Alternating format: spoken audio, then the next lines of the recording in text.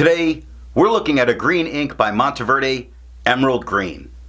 Hi, I'm Adam, and I'm an ink guy. I get inks, test them, and share the results with you. Now, there's timestamps down below so that if you're only interested in certain parts, you can skip around. But if you've got the time, I'd appreciate you checking out the entire video.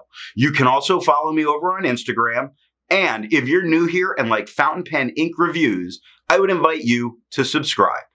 To make sure I have a range of experience with this ink, I do the writing samples. I then put the ink into this Italics Chaplin's tankards with an oblique italic nib to write for the day and to take my notes for this video. I use 3 papers to standardize in some of my writing samples: Clairfontaine, Tomoe River, and Rhodia paper. There are additional writing samples that'll come later in the video. Now, let's look at the writing sample. I picked this ink up in sample form, so it came in a vial like this. And to keep my writing samples consistent, I use a Jinhao 159 with a Goulet 1.1 stub, a Jinhao X450 with a Goulet medium, and a Jinhao X750 with a Goulet extra fine. Let's take a look at the Clairfontaine. No bleeding, no ghosting. The 1.1 has no feather spread, halo sheen, and no shade. Extra fine is a little lighter than the stub with no feather spread, halo sheen. We do see some nice shading going on, and 4 seconds to dry. Medium is lighter than the extra fine with no feather spread, halo sheen, no shade, 7 seconds to dry. I don't know why that happened. The scrubby for both do show color variation left to right, although we're not getting it in the medium. Tomoe River.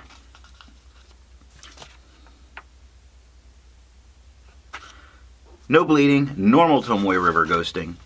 The 1.1 is no feather spread, halo sheen, and no shade.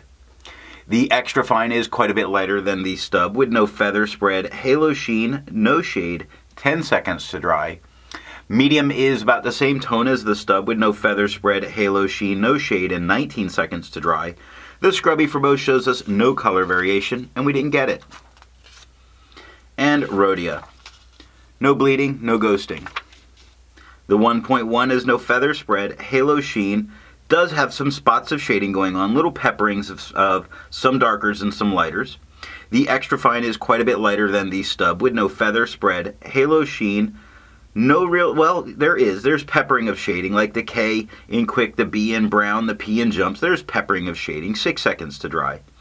Medium is quite a bit darker than the extra fine, still darker than the stub, with no feather spread, halo sheen, no shading, 8 seconds to dry. The scrubby of the extra fine shows some color variation, and we do get the peppering of it. The medium shows none, and we got none. I agree with Vita that I've learned a lot by doing multiple chromatographies. The one on the left is done the way it's supposed to be done. I put a line of ink down and immediately put it into water for 10 to 15 seconds. And we see this light green work its way up with a very vivid blue line across the top. Now the one on the right, I let dry for 10 minutes before I dunk it into water. And the only thing I really notice with this is some of the blue trails a little bit getting up there and the green moves slower, bonding just a little bit as it goes. But I don't really expect much permanence here. Resistance tests are done to see how well this ink can be expected to perform on the page, and more importantly, how hard it may be to clean from your pen. I let the smear dry for 3 days before testing it. Looking at the highlighter, I am incredibly surprised with how well it did. I feel perfectly good using this in a note-taking situation. It looked unaffected, which was, again, shocking, especially when you look at what happens with water, which is completely reactivating and lifting. You see the white of the paper coming through with only 30 seconds of that water sitting there. Now, pen flush does everything that water does and faster. That's it. It's just faster. You see a lot more white of the paper coming through, but I didn't need pen flush. The 1/3 bleach solution completely obliterates it from the page, but there's no need to use that to get this out of your pen. I test viscosity or flow with a tilt test that I'll link the video on how I do that. Now for the inks I've tested, I have found an average viscosity of 2.5, with the realm of normal being from 2.1 to 2.9. Monteverde's Emerald Green has a viscosity of 3.67, making this a very dry ink. To find my average dry times, I use my writing samples done on Clairfontaine, Tomoe River, and Rhodia paper. I average all 6 of those numbers. Now, for the inks I've tested, I found an average dry time of 17 seconds, with the realm of normal being from 13 to 21 seconds. Monteverde's Emerald Green has an average dry time of 9 seconds, making this a faster drying ink. Instead of finding inks that look like Monteverde's Emerald Green, I would prefer to find an ink that complements its color on the page. I went for a nice red and chose Diamine's Ruby Red. The second writing sample is done on Northbooks, Moji, and Leuchtturm 1917 paper. Here we're looking at Northbooks. Now we get no bleeding, no ghosting. The 1.1 has no feather spread, halo sheen, no shade.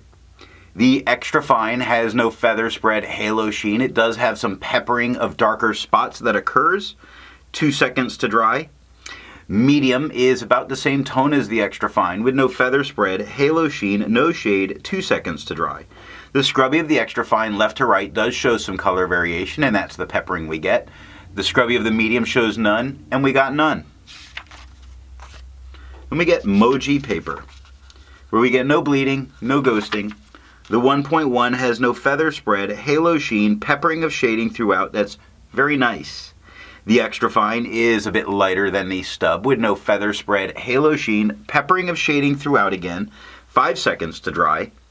Medium is lighter than the extra fine with no feather spread, halo sheen. There are a couple dark spots, like the bottom of the X in Fox, or the end of the K that's sloppily written, the end of the N. So there are some peppered dark spots.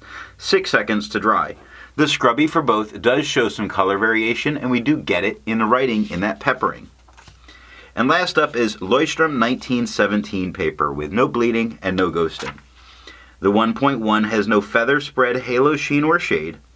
The extra fine is lighter than the stub with no feather spread, halo sheen. It does have some lighter areas that are going on. Like if you look in brown, it starts darker and works its way lighter. So there is some shading that's occurring, not a whole lot, only 4 seconds to dry. Medium is lighter than the extra fine with no feather spread, halo sheen, a couple darker spots like the end of the K in Quick, the end in Brown, the X in Fox. So sometimes at the end of words, we do get a little bit darker spot. The scrubby for the extra fine shows no color variation. The medium shows some, but the medium had some of that peppering of color. And that is all that I have for the writing sample.